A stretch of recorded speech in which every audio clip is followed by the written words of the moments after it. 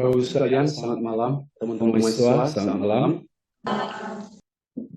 Kita akan membahas lanjut, tetapi saya ulangi. Sekali lagi, tadi malam saya sudah membahas mengenai topik Local Leaders for Leadership Global Rescue Mission. Atau pemimpin-pemimpin lokal bagi kepemimpinan dalam misi penyelamatan secara global. Ya, bagi misi penyelamatan secara global. Ini disajikan dalam bentuk paper atau artikel yang sedang dalam proses dipublish, sudah diterima. Ya, harap bisa ditindaklanjuti dalam jurnal Princeton Theological Seminary. Satu sekolah tinggi teologi di Amerika Serikat paling terdepan. Ya, Princeton, kemudian Calvin Theological Seminary, Westminster Theological Seminary. Tapi yang duluan ada yang mengemuka dalam kajian ilmiah, tetapi evangelical atau reformasional, yaitu Princeton Theological Seminary. Lalu ya mengenai perubahan muncullah Calvin Westminster Theological Seminary. It's okay, kita tidak bicara soal sekolah. Tapi sekali lagi artikel ini sudah diterima di Princeton Theological Seminary Journal. Baik. Pembahasan kita tentu based on the Bible, especially according to Markus pasal 16 ayat 15 sampai ayat yang ke-20. Saya mau menantang kita semua dan kenyataan satu kondisi bahwa keadaan dunia di mana kita tinggal, dan bicara dunia bukan soal pohon ataupun laut atau binatang. Bicara soal dunia itu bicara soal human being atau manusia. Keadaan dunia atau keadaan umat manusia. Saya baca dari Yeskiel pasal 22 ayat 7 dan ayat 28, demikian firman Tuhan. Pemuka-pemukanya atau pemimpin-pemimpinnya di tengah-tengahnya adalah seperti serigala-serigala yang menerkam mangsanya dalam kehausan akan darah. Pemimpin-pemimpin haus darah, ya, yang membinasakan orang-orang, menguntungkan diri sendiri secara haram. Inilah sesuatu pemandangan pemimpin-pemimpin dunia yang dibongkar oleh Allah, yang digambarkan seperti serigala. Pemimpin-pemimpin dunia, pemimpin-pemimpin seperti serigala yang menerkam mangsanya. Siapa? Orang-orang yang mereka pimpin. Dan haus darah, dan mencari keuntungan diri sendiri. Itulah gambaran sejumlah pemimpin-pemimpin dunia, termasuk pemimpin-pemimpin bangsa kita Indonesia, DPR, MPR, kepala daerah, bahkan juga pemimpin-pemimpin besar di legislatif, yudikatif, eksekutif. Ya, khususnya ayat yang ke-28. Dan nabi-nabinya, tadi pemimpin-pemimpin bangsa, dan nabi-nabinya mengoles mereka dengan kapur. Tahu, biar kelihatan putih, padahal busuk. Itu menampilkan performance diri dengan menjadi seorang gembala yang baik. Tapi serigala, itu maksudnya. Dengan melihat penglihatan menipu dan memberikan tenungan bohong bagi mereka. Nah, nabi-nabi itu berkata, beginilah firman Allah. Haleluya. Tetapi Tuhan tidak berfirman. Itulah yang saya gambarkan mengenai keadaan dunia. Banyak orang berkhotbah, tetapi mungkin sedikit orang yang menyampaikan firman Allah. Ya, banyak orang yang mengajar di kelas-kelas, termasuk yang kurang ajar. Tapi hanya menyampaikan pengetahuan, tidak menyampaikan kebenaran firman Allah, tidak menerangkan, menjelaskan mengenai kebenaran Allah. Ini yang paling parah. Kalau Tuhan tidak berfirman, seorang hamba Tuhan, jangan pernah kita tidak sadar. Harus sadar terus bahwa kita perlu firman Allah. Jangan sampai Tuhan tidak berfirman lagi kepada kita. Kita bukan lagi hamba Tuhan. Kalau Tuhan sudah berhenti berfirman kepada saya, I am not the servant of the Lord anymore. Saya bukan lagi hamba Tuhan. So, mengapa hamba Tuhan menipu, berbohong, bersinah, kurang ajar, bohong, minta uang, lalu juga hidupnya brengsek seperti itu? Kenapa? Karena mereka sudah tidak pernah beroleh firman. Itu kuncinya. Karena mereka tidak lagi beroleh firman. Dan inilah satu kegentaran kita hamba Tuhan kalau kita tidak lagi mendengar suara Tuhan. Ya baca Alkitab, tapi nggak ada. Tuhan nggak bicara. Ya, menghafal ayat Alkitab, tapi Tuhan tidak bicara. Sampai doktor, master doktor kuliah, mengkali skripsinya, tesisnya, disertasinya tentang bagian tertentu Alkitab. Tentang bagian tertentu Alkitab. Tetapi Tuhan tidak berfirman. Tuhan tidak berfirman. Itulah. Nah, juga dikemukakan. Nah, di sisi lain, keadaan umat seperti domba yang tak bergembala.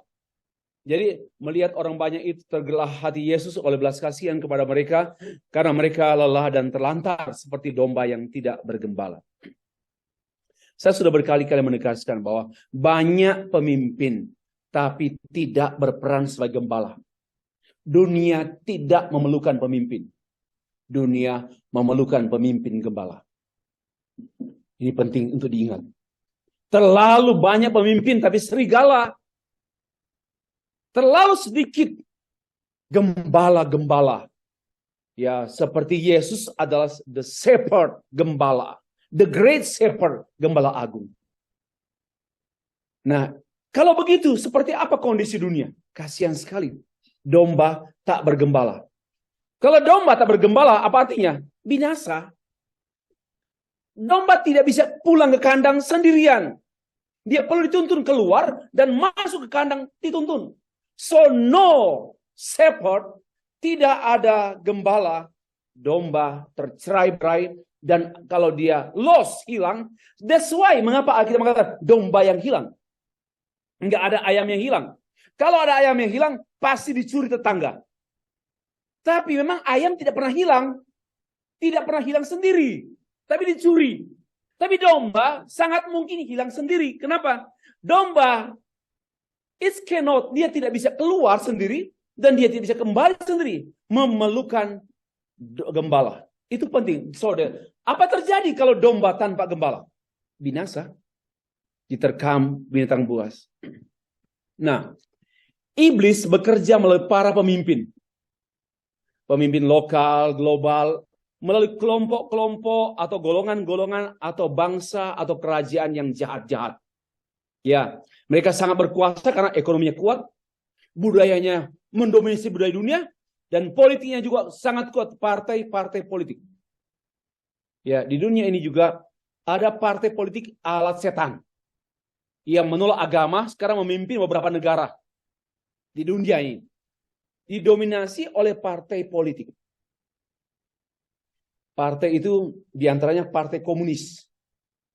Oleh sekelompok orang yang memimpin partai dan memenangkan pemilihan dan mendominasi kerajaan negara, termasuk Laos. Laos itu menjadi komunis karena dikuasai oleh partai komunis. Demikian pula hanya dengan China, Rusia. Ya, saya melihat bahwa iblis bekerja secara masif, secara terstruktur, secara besar-besaran dan tidak pernah berhenti. Iblis tidak pernah berhenti menjadi iblis. Ya. Dan dia tidak pernah pensiun. Dan iblis tidak pernah tidur. Nggak pernah. Dia 24 jam mencari mangsanya. Nah, gambaran ini seperti ekonomi kuat sekali. Kelompok-kelompok tertentu atau agama tertentu atau bangsa tertentu kuat budayanya, ekonominya, politiknya, dan mereka sedang mengontrol dunia, termasuk yang utama mengontrol manusia untuk menarik manusia dari Allah, menjauhkan. Pastor Sin menekankan hal yang penting, hal yang mendasar bukan soal kita nakal, kita salah ini, enggak. Yang paling mendasar yaitu kita menjauh dari Allah. Masih ingat tadi siang? Ya. Jadi jangan tertuju pada anak ini berbohong. Bukan. Lebih dari itu. Apa itu? Menarik anak itu dari Allah. Memisahkan anak itu dari Allah. Nah, jatuh bangunnya dunia ini karena jatuh bangunnya pemimpin dunia. Indonesia pun begitu kan? Indonesia jatuh bangun karena pemimpin. Sekarang kita dalam 10 tahun terakhir ini, hampir dalam 9 atau 8-9 tahun ini, kita memiliki pemimpin yang baik. Ya, belum sempurna, tapi baik. Lebih baik dari sebelum-sebelumnya. Ya, jangan segan-segan bicara seperti ini. Ini fakta kan?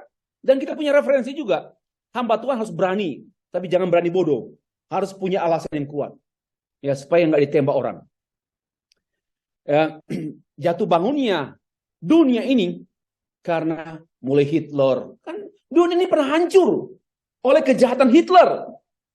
Ya, di Eropa, Amerika terbunuhnya banyak orang karena ulah satu orang ini. Nah, jatuh bangunnya juga Indonesia sekali karena jatuh bangunnya para pemimpin oknum-oknum pemimpin Indonesia. Demikian pula halnya jatuh bangunnya gereja karena ulah pemimpin. Ya, ulah pemimpin. Contoh, mulai dari Adam. Ada representatif pemimpin bengis, Kain, Nimrod. Lalu muncullah pemimpin-pemimpin kerajaan Mesir, Babel, Persia, Yunani, Romawi, Pinesanda. Dan muncullah Freemason. Ya, sayang kita tidak bahas. Seharusnya panitia ingatkan pembicara tentang Freemason. Harus menjadi topik utama. Sebab saya orang disiplin akademik tetap menekankan tentang tema. Tema kita kan Freemason. Bagaimana menyelamatkan dunia yang dikendalikan oleh Freemason. I have no time. Karena saya pikir saya tinggal memberikan solusi. Ya, panitia perlu ingatkan lagi. Karena temanya tentang Freemason. Padahal Pastor Park kaya sekali materi tentang Freemason. Oh kaya. Saya sudah 3 kali ikut materi beliau. Maka itu saya berharap Pastor Park menyampaikan tentang Freemason. Dan itu menggetarkan dunia dan menggetarkan kita untuk semakin cinta Alkitab, cinta Injil, dan berdoa. Tapi oke lah, Freemason sudah lama berdiri. Dan muncul juga jangan sampai namanya Hitler. Banyak ini kalau mau daftar sih nggak cukup. Tapi ini garis besar saja.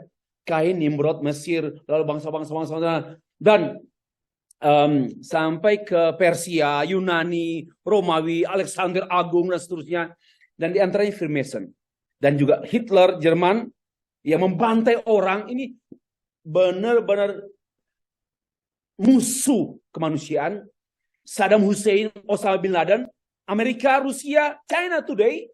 Ini 3 negara besar yang sedang memiliki agenda-agenda besar dunia. Termasuk yang terakhir, bukan ISIS ya. ISIS-nya harus C, bukan S. ISIS. Nah, Freemason khususnya, singkat saja. Saya akhirnya menambah materi saya karena kurang disentuh. Freemason salah satunya, tadi Freemason adalah suatu organisasi rahasia yang dikenal atau bawah tanah. Yang memiliki pengikut di seluruh dunia. Freemason. Ya.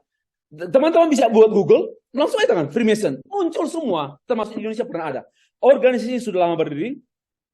Dan tujuannya untuk apa? Membangun persaudaraan.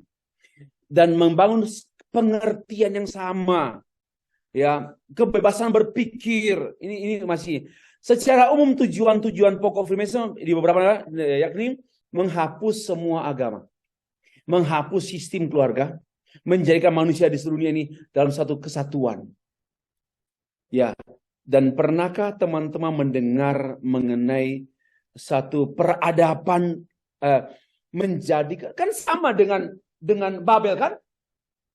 Ini semua sama Babel, dari akarnya Babel, yaitu menjadi satu, tidak terpecah-pecah, ya, dan membangun satu peradaban yang maju mencapai langit.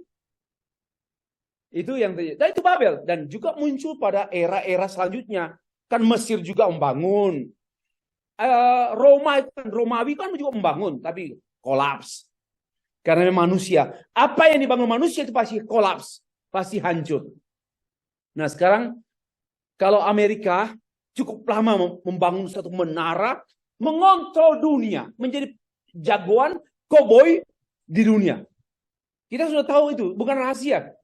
Ya, bukan rahasia bagaimana Amerika, apalagi dengan CIA-nya, yang kemana-mana sebenarnya untuk apa? Menjadi pahlawan dunia, tapi ada kepentingan ekonomi ke Afghanistan, ke Filipina, ke Indonesia ada Freeport itu. Ya, kita hamba Tuhan bicara benar, bicara nyata, bicara based on data ya, dengan data. Tapi oke lah.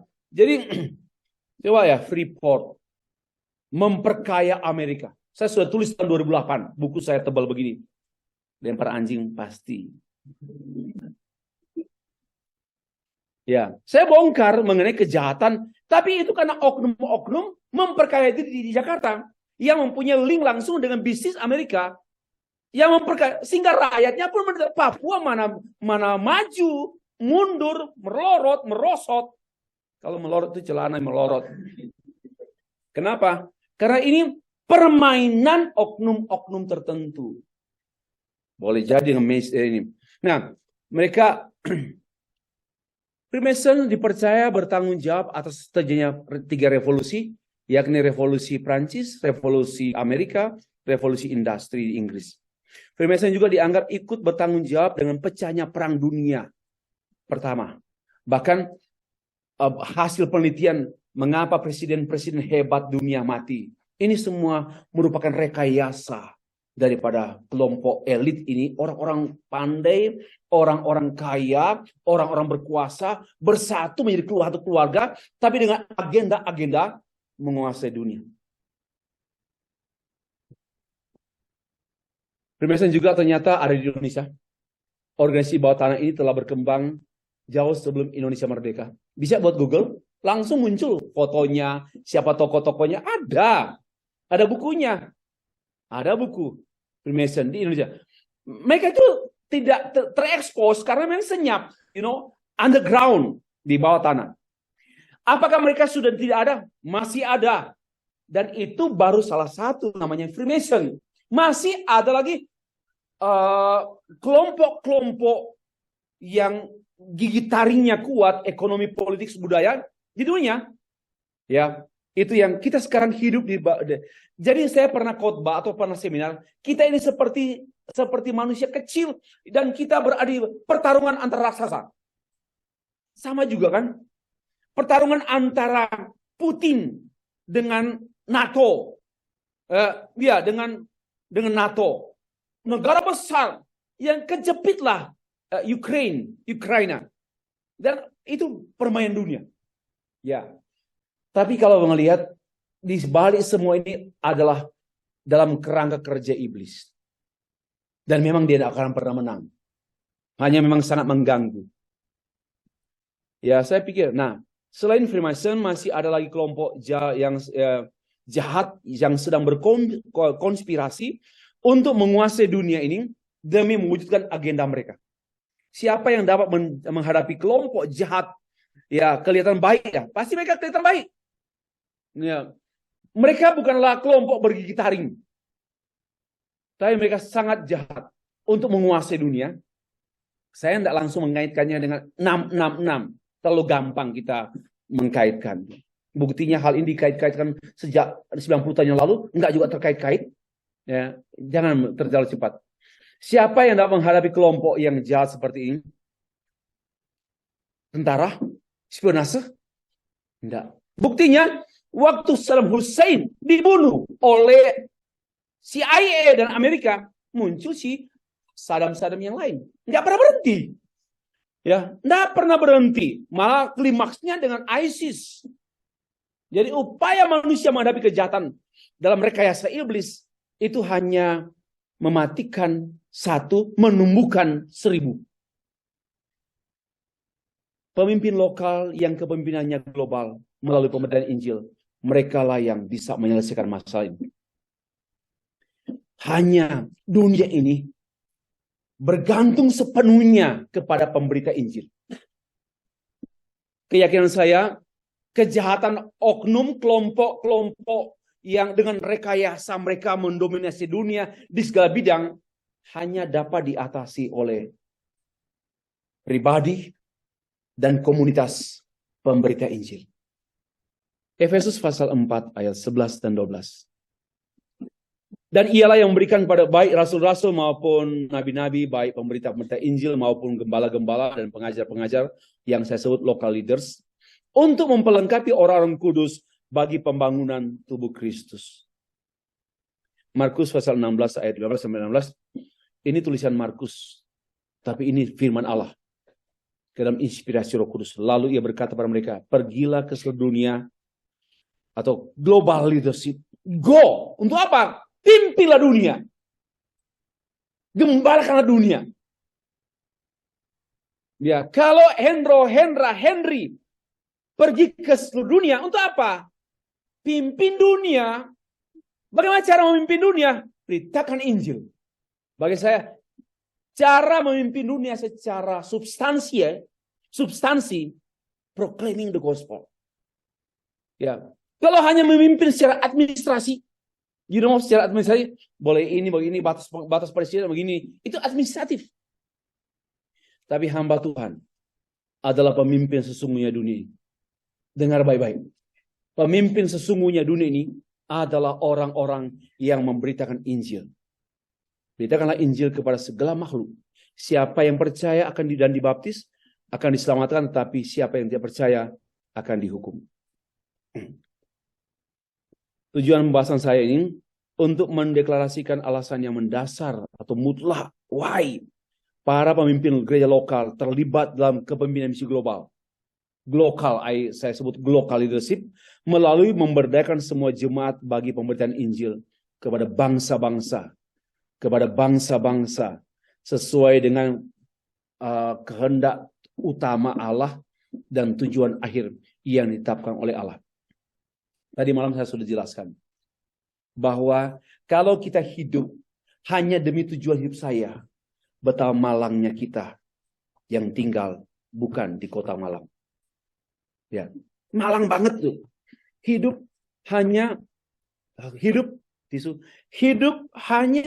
sejauh tujuan pribadi. Tapi kalau kita hidup sejauh tujuan Tuhan, kita mencapai tujuan hidup. Ya. Kalau kita hidup hanya bergantung pada tisu yang saya tunggu-tunggu, kalau kita hanya hidup bergantung pada tujuan kita, saya pikir kita menjadi manusia yang gagal hidup. Kita harus hidup mencapai tujuan sumber hidup, mencapai tujuan tisu basah, mencapai Ibu Petronella ketawa itu dari Sabah itu.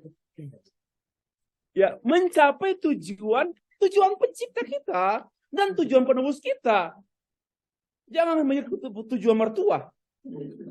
Harus mencapai tujuan pencipta kita dan tujuan penebus kita. Kalau selain ini, ya gagal hidup seperti anjing. Iya kan? Hidup seperti binatang. Kasihan sekali. Kasihan orang Manado. Kasihan dia tamat. Kasihan dia wisuda. Kasihan. Orang Manado yang sumber kasihan. Kasihan makanannya enak. Kasihan anaknya masuk rumah sakit. Kasihan anaknya wisuda. Semuanya tema kasihan. Yang Manado ini harus bertobat. Mungkin kutuk ya. Mungkin ini kutuk orang Minahasa ini. Karena hidupnya penuh kasihan. Kasihan hujan. Udara segar, kasihan, sedap sekali. Yang dari Sumba tadi malam bingung. Ini apa ya? Inilah Manado. Oke. Nah, kehendak Allah yang utama itu apa ya? Pergilah ke seluruh dunia, beritakan Injil kepada segala makhluk. Ini kehendak Allah yang utama. Markus 16 ayat 5. Kenapa? Karena ini amanat. Karena ini adalah commission, great commission. Pergilah ke seluruh dunia. Beritakan Injil. Jangan hanya pergi tapi nggak beritakan Injil. Ya. Poinnya, proclaiming the gospel kepada semua makhluk. Markus 16 ayat 15. Jadikanlah semua bangsa muridku. Inilah yang namanya amanat utama atau perintah utama. Dan inilah yang sebenarnya menjadi tujuan utama orang percaya Yesus. Tujuan akhir gereja. Nah, kalau kita mewujudkan tujuan ini, tujuan operasional ini, ya, beritakan Injil, jadikan semua bangsa muridku, maka tujuan final yaitu Allah mengumpulkan bagi dirinya segala bangsa, suku, kaum, dan bahasa berdiri di hadapan takhta di hadapan anak domba. Wahyu 7 ayat 9. Ini merupakan tujuan final gereja. Berkumpulnya bukan hanya orang Minahasa, tapi semua suku bangsa, bahasa, kaum. Karena itu gereja harus mengutamakan tugas utama ini. Ya, saya sudah katakan kepada teman-teman 2 atau 3 tahun yang lalu, setelah bangunan ini selesai dan teman-teman dosen dan mahasiswa kegiatannya berlangsung ya, perkuliahan, pembentukan berlangsung. Saya pikir, Tuhan, saya sudah tidak punya kerja di sini. Tinggal makan pisang goreng. Apa tugasmu saya? Dan saya pernah sampaikan 2 tahun lalu. Tuhan tugaskan saya lagi. Tugaskan saya lagi. Dan saya mulai berdoa. Saya dibukakan untuk ini. Yang ini teks ini. Yang nanti ke surga itu segala bangsa, suku, kaum, bahasa. Jadi ini tugas misi bagi bangsa-bangsa. Maka bagi-bagi kayung bersambut. Kemudian Tuhan bukakan, tuntunlah. Pimpin untuk memulai bersama dengan Pak Muji, tim besar, bukan saya sendiri, tim besar termasuk Pak Immanuel dan juga dengan Kampu. Saya memang menyampaikan, Kampu ini kami doakan menjadi pemimpin nasional di sana. Tapi hati-hati, orang seperti ini akan ada 7 ekor iblis. Kalau kemarin hanya 1. 7 ekor iblis. Yang ekornya dipotong. Akhirnya tambah galak. Untuk menyerang, menjatuhkan. Tapi jangan khawatir. Yesus berkata, aku menyertai engkau sampai kesudahan alam. Itu penting sekali. Ya teman-teman di sini, saya kan sudah berkali-kali masih ingat. Nah, yang berkarunia banyak, itu disukai setan. Disukai setan. Oh, hobinya setan itu tertarik dengan yang orang pandai nyanyi, pandai merayu. Itu paling disukai setan. Saya juga nggak takut dengan setan. Yang saya takut itu kesetanan itu, yang kesetanan. Oke. Jadikan ini mimpi kita. One day Allah mengumpulkan bagi dirinya umat dari segala bangsa, suku, kaum, bahasa. Ini tujuan final gereja. Pak, masih pendahuluan. Memang hanya Pak Sosin yang bilang baru mulai. Itu kemarin. Gini, singkat. Ada yang ideal. Kalau pendahuluan kan mau tulis skripsi toh? Mau tulis skripsi toh? Harus menampilkan yang ideal, baru yang faktual. Yang ideal, gini. Sejak penciptaan Allah tidak pernah berhenti memimpin dunia ini kepada tujuan akhir. He's leading this world until the end. Sampai pada akhir. Yang namanya telos, Tuhan. Karena itu Allah terus mengangkat, mempersiapkan, mengutus agen-agen kepemimpinannya. Dan secara khusus agen-agen kepemimpinan umat Allah. Yaitu apa? Para rasul, baik rasul-rasul, nabi-nabi, pemberita-pemberita Injil, gembala-gembala, pengajar-pengajar. Mereka adalah pemimpin khusus Allah. Gubernur, saudara, pemimpin umum. Jokowi umum. Ya. Biden itu umum. Ketua RT, RW itu pemimpin umum. Tapi hamba Tuhan itu pemimpin khusus. yang tidak bisa dikerjakan oleh pemimpin umum. Ya, coba ya, tentara Amerika menyerang Saddam Hussein sampai membunuhnya. Tapi Saddam yang lain muncul 200 Saddam. Kenapa? Memang itu tidak bisa dihadapi dengan darah dan daging. Ya, tetapi oleh kekuatan spiritual, yaitu Injil Yesus Kristus. Ya, ada pada kita.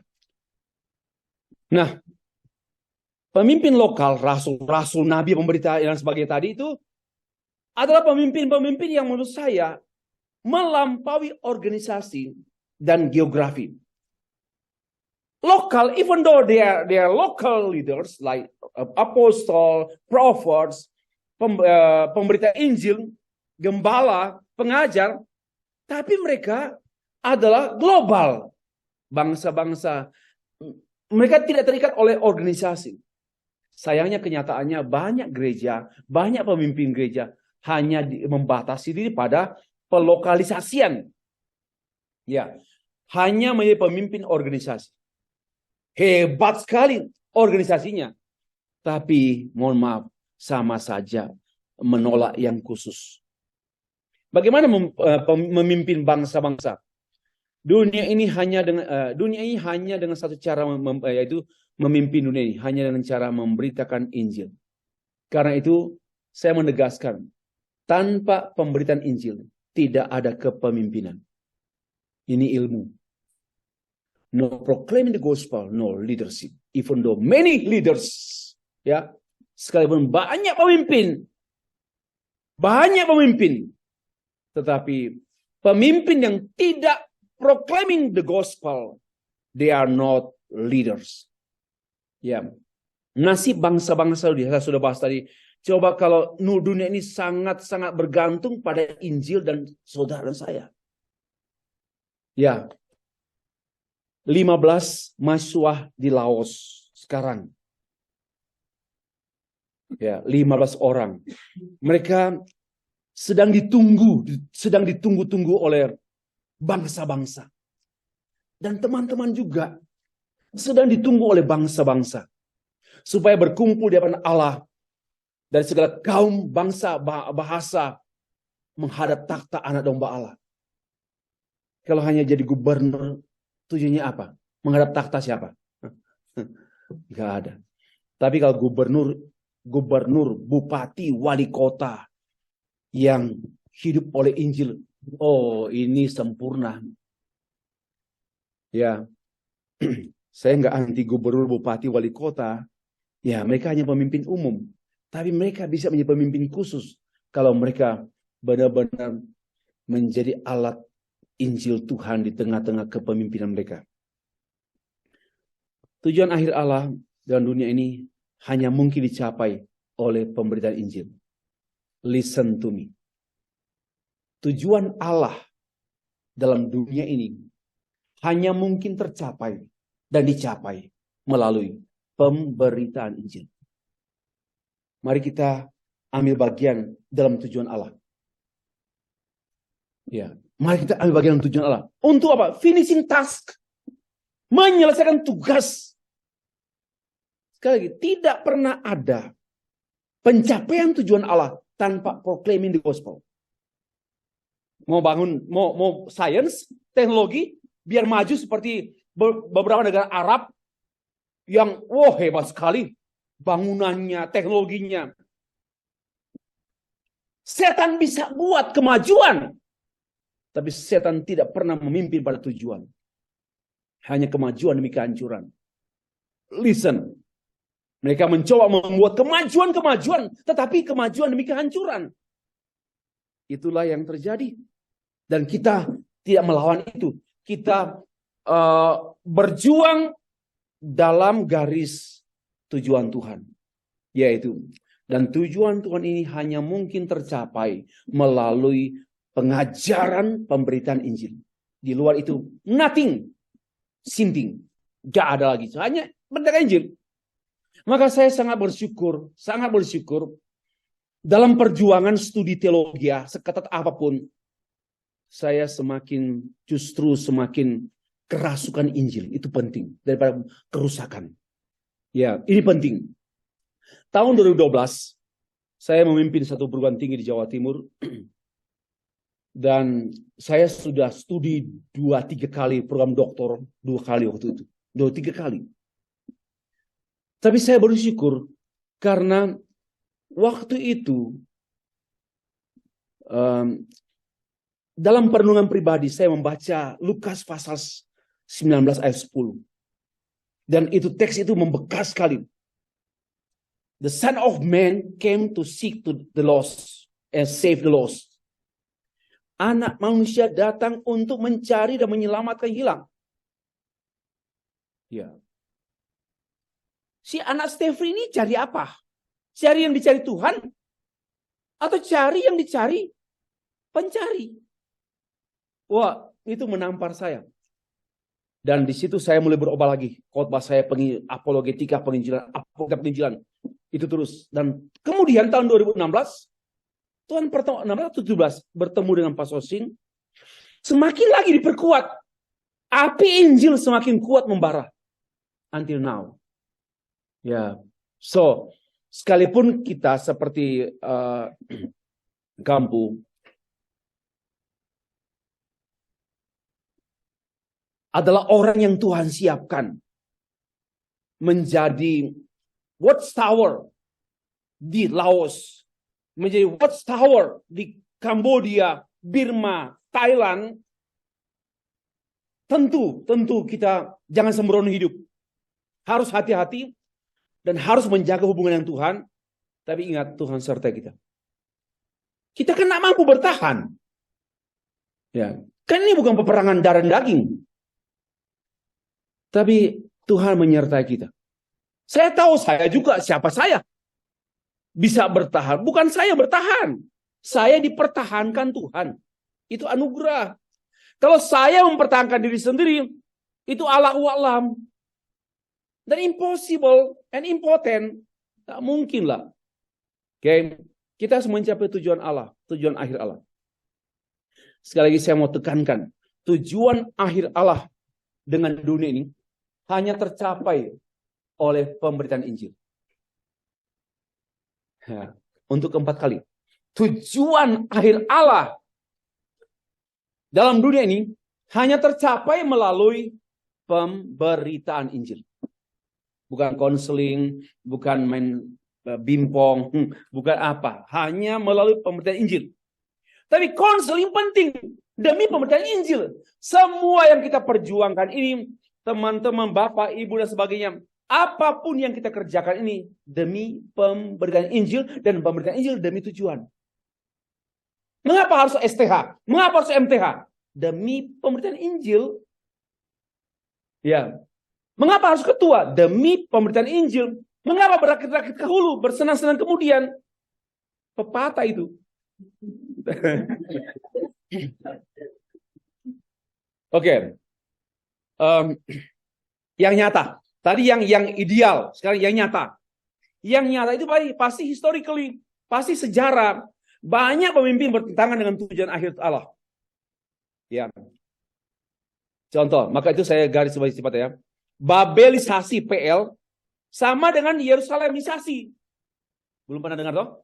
Yerusalem itu di timur tengah. Tapi Yerusalemisasi itu dekat Piniasaan itu pasar sana. Kenapa? Karena ini namanya Babelisasi sama dengan sentralisasi. Sama dengan Yerusalemisasi.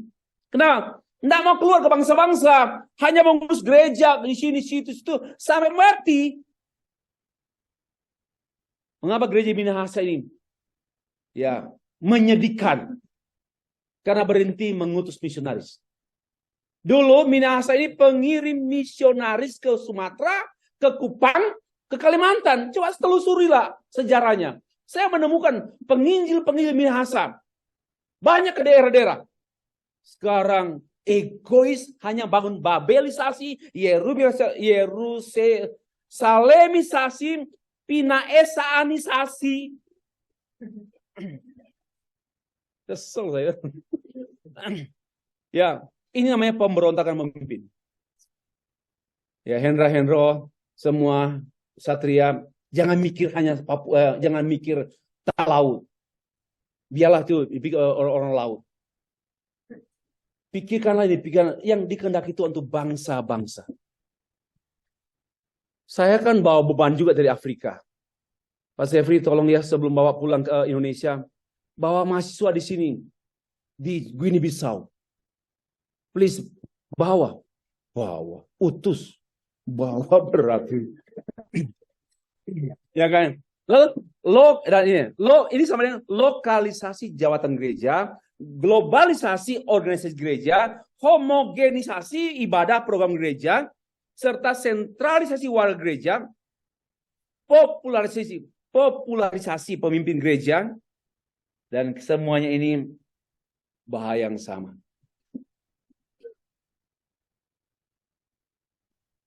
Siapa yang ke depan hanya mau jadi pendeta jemaat, dan saya doakan supaya mati cepat.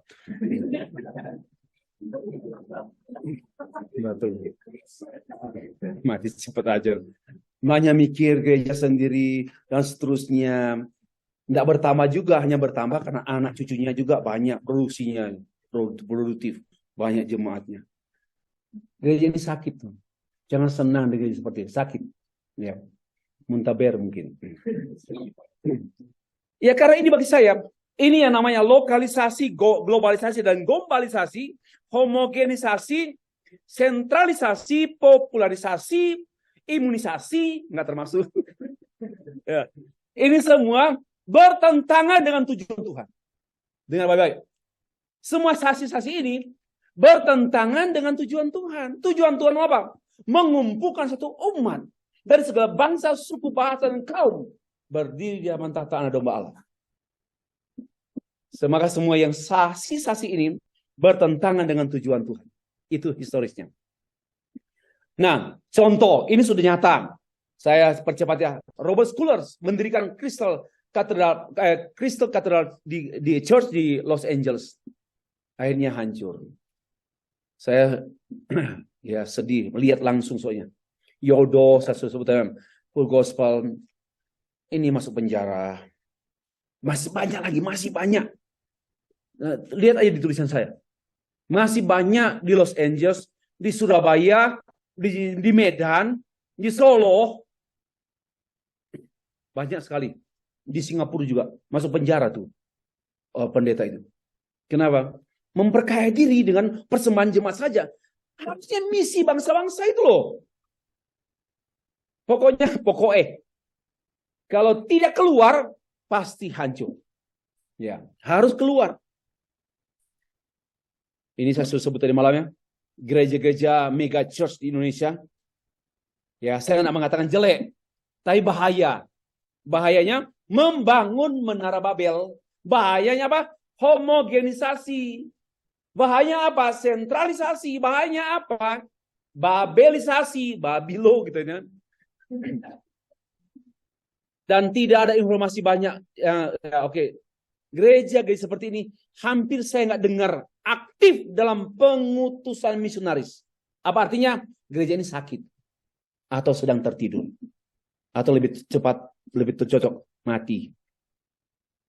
Ya, tidur. Mari kita kembali pada Alkitab.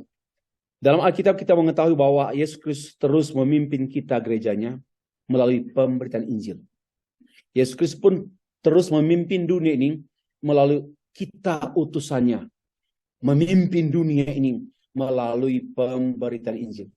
Ini teks buku saya yang saya terbitkan tahun 2015. Cepat-cepat. Kristus sebagai model pemimpin misi lokal global, misi bagi bangsa-bangsa.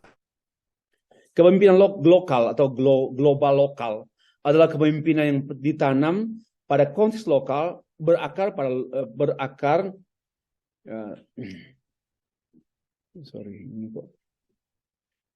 bertunas dari lokal dan berbuah lebat ke dalam dunia. Ya, dunia global. Mika 5 ayat 1, tapi engkau hai Bethlehem, house of bread. Bethlehem itu artinya rumah roti. Ya, ini kok. Rumah roti. Tapi engkau hai Bethlehem, Efratah. Efratah itu apa artinya? Fruitfulness. Ya, buah penuh. Hai yang terkecil di antara kaum Yehuda. Daripadamu akan bangkit bagiku seorang yang akan memerintah Israel. Yang permulaannya sudah sejak purbakala, sejak dahulu kala. Apa artinya? Hal yang terkecil, lokal. Tapi bangkit bagimu satu pemimpin besar. Ya, terkecil tapi terbesar. Ya, terkecil tapi terbesar. Kenapa? Bangkit seorang pemimpin yang memerintah Israel, Nubuatan Mika ini digenapi di dalam melalui Tuhan Yesus Kristus. Matius menulis, dan engkau Bethlehem tanah Yehuda, itu ditulis dalam Markus 7 kan? Dan engkau Bethlehem tanah Yudea, engkau sekali-kali bukanlah yang terkecil. Ini siapa yang ngutus skripsi ini? Bagus ini. Yang satu kaitkan jadi skripsi, tesis juga bagus. Memang Efratah engkau kecil, tapi digenapi, lalu engkau sekali-kali bukanlah yang terkecil di antara mereka yang memerintah Yehuda, karena daripadamu akan bangkit seorang pemimpin yang akan mengembalakan umatku Israel dan bangsa-bangsa. Nggak berhenti di Israel, tapi bangsa-bangsa. Karena sesuai dengan tujuan gereja, berdiri di hadapan takhta Allah, domba Allah. Segala umat bangsa, kaum bahasa. Peran pemimpin lokal dalam kepemimpinan misi global bersama dengan Tuhan. Markus 16. Pemimpin lokal yang kecil, namun memerintah dunia karena Injil itu besar. Bapak, Ibu, teman-teman sekalian, mau berdampak bagi pelayan kita, Injil lah yang membuat dampak. Ya, Injil ditanam, berakar, bertunas, bertumbuh, bertahan, berbuah. Yang saya, ini kan artikel jurnal ya, ditanam, itu namanya otorisasi Injil. Mengapa Pastor Sin berkarya berulang-ulang dan continue?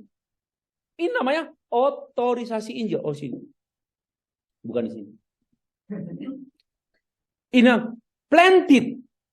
Teman-teman kuliah di sini, mengapa harus mempelajari Injil dan khususnya pengajaran the way of salvation, kemudian diagram Injil dan sepertinya berulang-ulang. Dan memang harus berulang-ulang. Kenapa? Itu prosesnya ditanam. Dan terus ditanam. Don't stop. Ya, you stop, you die. Setelah dia ditanam, maka dia baru berakar. Ya, itu namanya inkulturasi Injil. Di mana Injil masuk dalam kultur, membudaya. Maka saya stay free, my gospel. Karena sudah jadi inkulturasi. Maka muncul tunas, remnant, gospelisasi dunia. Tunas itu adalah penginjilan dunia, gospelisasi. Bersama dengan itu muncul pertumbuhan, dinamisasi. Pemberitaan Injil, leaders menjadi dinamis.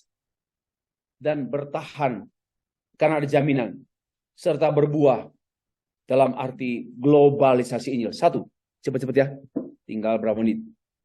Kan saya diberikan 1 jam. Ditanam itu setelah kematian Kristus, iman murid-murid pun mati. Kalian masih ingat toh? Akhir Matius, Markus, Lukas. Mereka kecewa karena ekspektasi mereka gagal. Yesus mati, habislah hidup kami. Kenapa? Mereka lupa pada firman. Yesus akan bangkit. So that's why murid-murid no firman. Sebelum Yesus Kristus menugaskan murid-murid, terlebih dahulu dia memulihkan mereka dengan otorisasi Injil. Kepadaku telah diberikan segala kuasa di sorga dan di bumi. Dia memberikan otorisasi. Murid-murid, kepadaku telah diberikan segala kuasa di sorga maupun di bumi. Inilah otorisasi Injil. Injil itu berkuasa di bumi, di sorga. Di luar Injil, powerless. Enggak ada kuasa yang sesungguhnya. Yang real power, yang real dunamos, enggak ada. Hanya Injil yang real power and real dunamos. Itulah otorisasi. Otorisasi Kristus supaya murid-muridnya pergi ke seluruh dunia, beritakan Injil kepada segala makhluk. Baru berlanjut ke pemberitaan Injil. 2. Berakar. Inkulturasi Injil. Setelah Kristus mengotorisasi murid-muridnya sebagai pemimpin lokal dengan kepemimpinan global, selanjutnya ia memberikan amanatnya. Pergilah ke seluruh dunia. Coba Pak, kan keluar. Katanya berakar. Dengar baik-baik. Pergilah dari tempatmu. Itu. Pergilah dari tempat inkulturasi. Pergilah dari tempatmu ke seluruh dunia. Dari tempatmu waiting for. Masih ingat? Tuhan Yesus suruh kamu bertunggu pada peristiwa sebelum Pentakosta. Kamu tunggu dulu di Yerusalem. Kamu harus berakar dulu pada Injil. Ya. So, from Jerusalem, dari Yerusalem ke Yudea, Samaria, ujung bumi, dan pedesaan. Karena itu penting. Saya memberikan penekanan. Yaitu penting sekali inkulturisasi. Yang saya artikan pemuritan atau studi teologi. Penting studi teologi. Kalau nggak studi, umur pendek pelayanan. Kalau mau panjang pelayanan, umur panjang pelayanan, studi. Kalau mau pendek, nggak usah studi. Kehilangan paham, aneh-aneh, sesat, bengkok. Karena pendek usia. Mengapa perlu studi? Karena mau umur panjang dalam pelayanan. Satria, selesai S1, langsung S2. Nggak usah tunggu-tunggu. Sudah beda ya dengan zaman kami dulu. Sudah beda. Kristus bertanya, tetapi apa katamu? Siapakah aku ini? Aku ini loh, siapa? Ini sebenarnya inkulturasi. Kan Yesus berkata, kata orang, kamu ini, Yohanes Pembaptis, salah satu orang nabi, kamu James, kamu Yohanes, dan sebagainya. But now, apa katamu tentang aku ini? Inkulturasi. Injilmu ngomong apa gitu? Kamu punya Injil apa? What gospel you have? Ya kan? Katalah, you are the Christ, the Son of the living God. Itulah Injilku. You know? Itulah Injilku. You are the Christ, the Son of the living God. Apa katamu? Itu namanya inkulturasi. Dan menjadi saksi di Yerusalem, Yudea, dan seterusnya. 3. Baru bertugas ya. Bertunas. Itu yang saya bergospelisasi. Beritakan Injil kepada segala makhluk. Paralel dengan jadikanlah semua bangsa muridku. Ini paralel. Antara Markus dan Matius. Menjadikan murid atau memberitakan Injil adalah karya Injil itu sendiri. Itulah yang dimasukkan dengan evangelisasi dari kata dasar Yunaninya. Atau gospelisasi dari kata dasar Inggris gospel. Sama dengan evangelium. Nah, menjadi murid ini perintah, imperatif. Jadikan semua bangsa, imperatif. Adalah satu proses panjang ikatan pribadi antara orang itu dengan Injil. Hidup oleh Injil, belajar Injil, berpikir Injil, bertindak Injil, semuanya demi Injil. Ini yang namanya gospelisasi. Gospelisasi yang saya maksud ini bukan sekedar semata-mata tertuju pada keluar, tapi pendewasaan kita. Berakar dewasa. Jangan cepat-cepat melayani. Saya terus terang. Kita melayani 50 tahun. Maka studi harus wait for. Tunggu. Ada orang nggak tahan mau melayani. Bagi saya itu setan. Terus terang. Itu pikiran setan. Orang yang cepat-cepat melayani, saya pikir dia sedang dijebak oleh setan. Kita kan tidak melayani 2 tahun. Kita melayani seumur hidup. Maka persiapan itu penting sekali. Dan Tuhan berkatakan, kamu tunggu di Yerusalem sebelum Roh Kudus dicurahkan. Wait for. Ya, perlu sekali studi. Ya, saya mempunyai sejumlah riset Orang-orang yang tidak studi atau asal-asal studi, biasa mereka itu nggak umur panjang dalam pelayanan. Redup, hilang, biasa. Nggak ada dampak itu. Okay? Nah, keempat, bertumbuh. Ini namanya dinamisasi leaders melalui Injil. Beritakan Injil, muridkan semua bangsa-bangsa adalah proyek terbesar dalam dunia, memerlukan energi terbesar. Kalau tujuan Tuhan hanya dicapai oleh Injil dan pemberitaan Injil, maka pemberitaan Injil adalah proyek terbesar, agenda terbesar, memerlukan daya terbesar. Mengapa studi sampai doktor? Perlu daya terbesar. Tentu Roh Kudus, tapi Roh Kudus juga memakai orang-orang yang dipersiapkan secara akademik. Mengapa Paulus? Bukan Andreas yang Tuhan pakai lebih luas dan tahan lama. Kenapa Paulus? Karena Paulus belajar. Andreas kurang belajar. Ya. Mengapa mau? Mengapa dampak daripada ministry Paulus berkepanjangan dan spektrumnya luas sampai di Pinesan? Kenapa? Karena dia dipersiapkan Tuhan secara matang. Melalui diantaranya melalui studi teologi secara serius. Kenapa? Kita perlu energi besar. Ya, bukan studi, bukan segalanya. Tapi itu sangat penting. Ya, studi kan sama dengan pemuritan. Ya, untuk apa studi teologi? Bodoh. Studi teologi itu sama dengan pemuritan. Orang itu merendahkan diri. Jangan mau ngajar, belum diajar.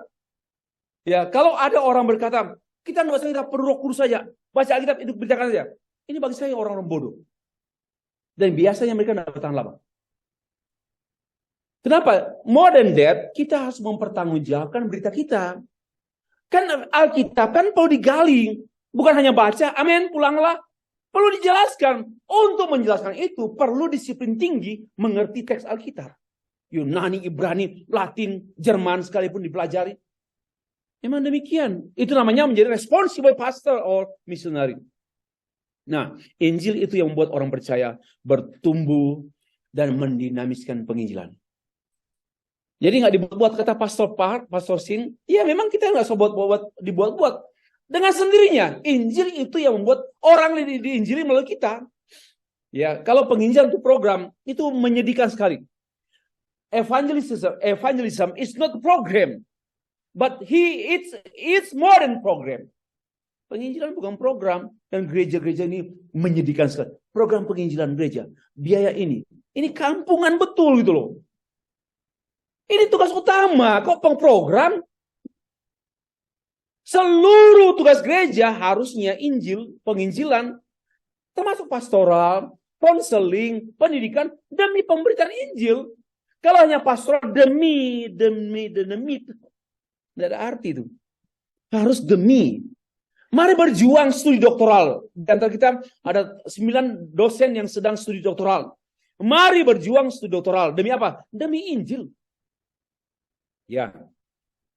Injil itu mendinamiskan. Para pemimpin gereja memobilisasi jemaatnya untuk yang hal-hal yang menentukan karena menyangkut mati binasa. Siapa yang percaya diselamatkan, yang tidak percaya binasa. Ini loh. Tidak, jadi pemberitaan Injil bukan hanya menjadi cara mencapai tujuan Tuhan, melainkan juga pemberitaan Injil menentukan nasib dunia, mati binasa, selamat binasa. Markus pasal 16 ayat 15. Yang percaya diselamatkan, yang tidak apa? Binasa. Berarti pemberitaan Injil tidak hanya menentukan pencapaian tujuan Allah, melainkan juga menentukan nasib manusia, mati, binasa, atau hidup kekal. Yang menjadi tema kajian Pastor Sin. Dinamika leaders dan believers. Siapa ini yang saya takutai? Siapa yang percaya dibaptis selamat? Jadi selamat dihukum itu ditentukan oleh pemberitaan Injil. Gak boleh main-main. Akhirnya bertahan. Confidential leaders. Saya cari istilah soal bahasa Inggris ini. Tanda-tanda ini akan menyertai orang percaya. Mengusir setan demi namaku, berbicara dalam bahasa baru, aku akan memegang ular, meminum racun, tidak keracunan, tidak akan celaka, meletakkan tangan seorang sakit. Ini tanda-tanda yang menyertai orang percaya. Ya, coba. Bagian ini paralel dengan kata Matius. Ketahuilah aku menyertai engkau. Di Markus, tanda-tanda ini menyertai. Di Matius 28, aku menyertai kamu. Jadi topiknya penyertaan Tuhan, bukan soal pegang ular. Orang picik melihat, kita kan bisa pegang ular. Mana ular itu? Orang Manado memang pegang ular. Bukannya pegang, makan ular. Tapi orang Kalimantan lebih hebat. Makan buaya. Iya, saya di Balikpapan diajak, kita makan sate buaya. Sate buaya. Oke, kapan lagi makan gigit buaya? Sebelum kita gigit dulu. Kan gitu. Tapi Manado kan hanya makan ular. Oh, tunggu dulu. Orang Kupang bilang, enggak, kami makan orang yang makan ular. Lebih hebat orang Kupang. Iya kan? Nah, sekali lagi. Topiknya ini ada bertahan. Bisa bertahan. Ya, bisa bertahan. Seperti yang saya sampaikan pada kamu tadi. Don't worry. Jangan khawatir. Bukan karena you strong. No. Tapi karena penyertaan Tuhan. Karena penyertaan Tuhan. Itu poin. Ya. Ini penyertaan. Ini bertahan. Kita bisa bertahan karena penyertaan Tuhan. Penyertaan Tuhan adalah jaminan bagi pemimpin, rasul-rasul, nabi-nabi, pemerintah ini, jaminan. Bisa terjamin itu. Poin yang terakhir, dan ini yang paling terakhir. Berbuah. Globalisasi Injil. Buah awal kepemimpinan lokal yang paling utama bukan hasil. Orang menjadi anggota gereja, bukan berdirinya gereja lokal, melainkan ada ketaatan. Bagi saya yang paling penting ya, ketaatan saya pada Tuhan. Bukan orang-orang yang saya menginjili orang dan orang itu percaya. Tuhan nggak tertarik dengan itu. Tuhan tertarik dengan my obedience. Kenapa? Ini menyangkut perintah amanat agung. Pergilah, jadi making disciples. I need you. Your obedience. Aku perlu ketaatanmu. Aku bisa mengubah yang tidak percaya menjadi percaya. Tapi I need you as my tools sebagai alatku untuk apa? Untuk melakukan kehendakku. Dan I need your obedience. Maka paling penting kita hamba Tuhan, obedience. Itu penting. Di sinilah buahnya apa? Tanya, buah seorang penggila apa? Yang pertama, taat pada panggilan Tuhan. Dan teman-teman mahasiswa baru, engkau sudah taat. Sudah datang. Saya tahu susah. Saya juga susah sekali. Pertama kali saya tinggalkan Manado ini, dihentar mama-mama ke Bitung. Hanya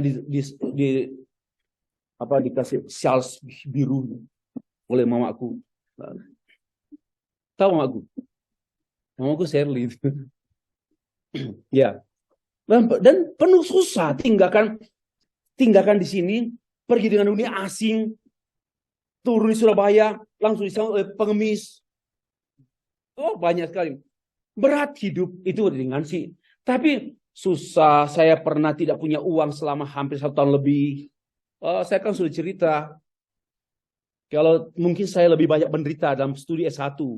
Ya, pakai sepatu bolong. Ya, celana itu saja sudah kayak setrika itu terus. Itu saja. Bertahan.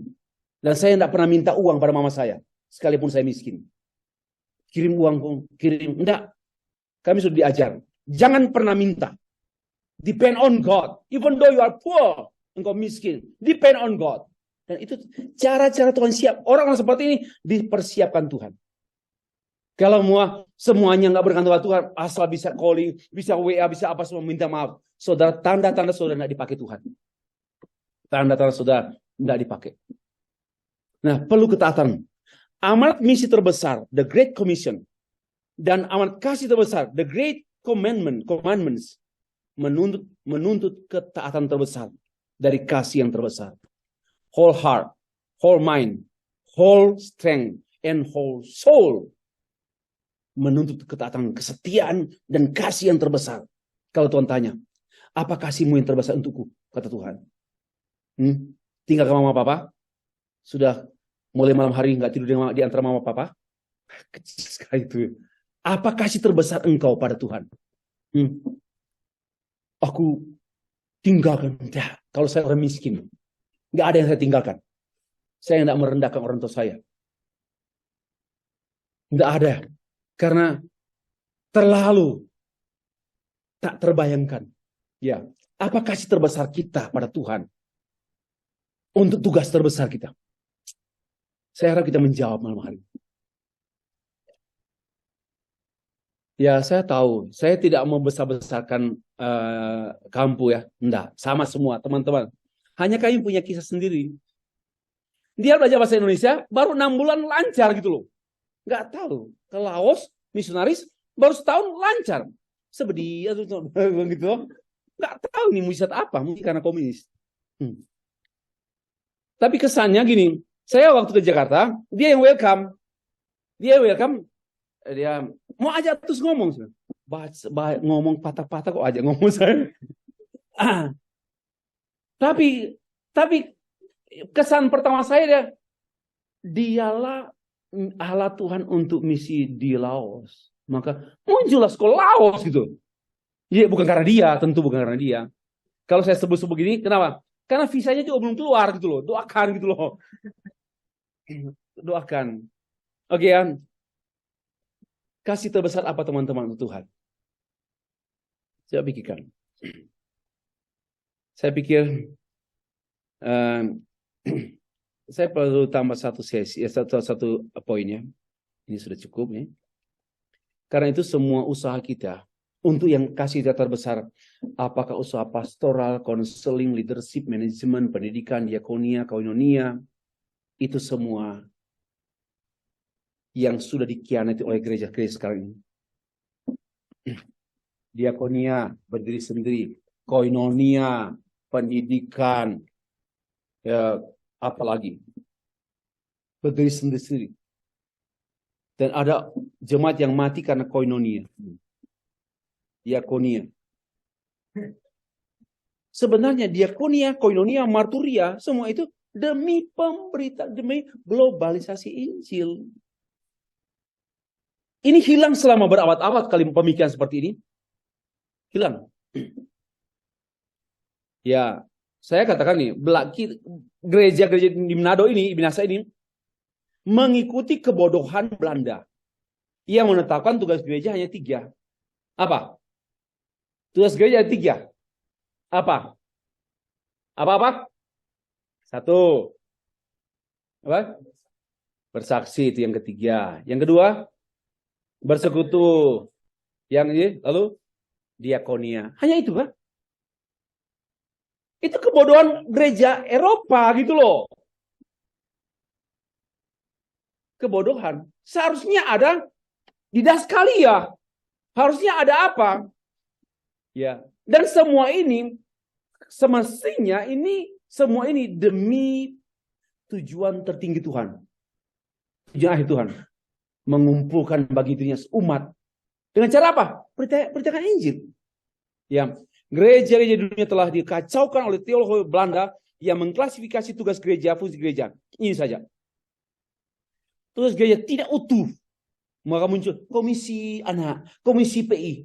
Aneh. Tugas utama dikomisikan. Mama Mia. Sorry Mia. Coba.